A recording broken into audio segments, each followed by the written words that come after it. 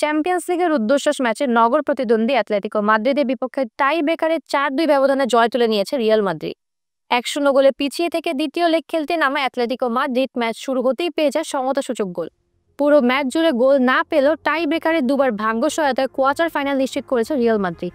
তবে সব ছাপিয়ে মাদ্রিদ ডার্বিতে আলোচনায় হুলিয়ান আলভারেজের টাই ব্রেকারের গোল বাতিল হওয়া। বিস্তারিত রিপোর্টে। যখনই মনে হয় আর নাটকীয়তা সম্ভব নয়, যখনই মনে হয় সব সম্ভাবনা শেষ, তখনই যেন আরও একবার সবাইকে ভুল প্রমাণ করে দেখায় রিয়াল মাদ্রিদ। মেট্রোপলিটানো স্টেডিয়ামে বুধবার রাতে চ্যাম্পিয়ন্স লিগের শেষ ১৬ ফিরতি লেগের ম্যাচটি নগর প্রতিদ্বন্দ্বীদের বিপক্ষে টাইব্রেকারে ৪-২ গোলে জয় পায় কার্লো আনচেলত্তির দল।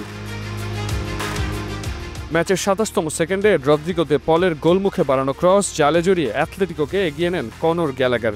এরপর ম্যাচের ৬৯তম মিনিটে রিয়ালকে পেনাল্টি দিয়ে বসেন ক্লেমন লংলে, তবে সেই পেনাল্টি থেকে গোল করতে ব্যর্থ হন ভিনিসিয়াস জুনিয়র।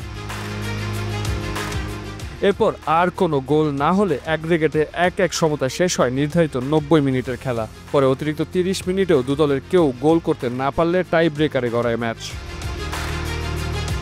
টাইব্রেকারে দুদলই নিজেদের প্রথম দুটি স্পট কিকে সফল হলেও হুলিয়ান আলভারেজের নেওয়া শটে অ্যাথলেটিকোর দ্বিতীয় গোলটি বাতিল করে দেয় ভিএআর। বিতর্কের শুরুটাও সেখানেই। ভিএআর জানায় কিক নেওয়ার সময় তার দুই পাই বলে স্পর্শ করেছে, ফলে গোলটি বাতিল করে দিলে স্বয়ংক্রিয়ভাবে ২-১ গোলে পিছিয়ে পড়ে অ্যাথলেটিকো মাদ্রিদ। মার্কোস ইয়োরেন্তের নেওয়া শটটি ক্রসবারে লেগে মাটিতে আছড়ে পড়লে ৪-২ গোলে নাটকীয় জয় পায় কার্লো আনচেলত্তির রিয়াল মাদ্রিদ। কোয়ার্টার ফাইনালে রিয়ালের প্রতিপক্ষ ইংলিশ জায়ান্ট আর্সেনাল। শেষ ৮-এর প্রথম লেগের ম্যাচগুলো অনুষ্ঠিত হবে আগামী ৮ ও ৯ এপ্রিল।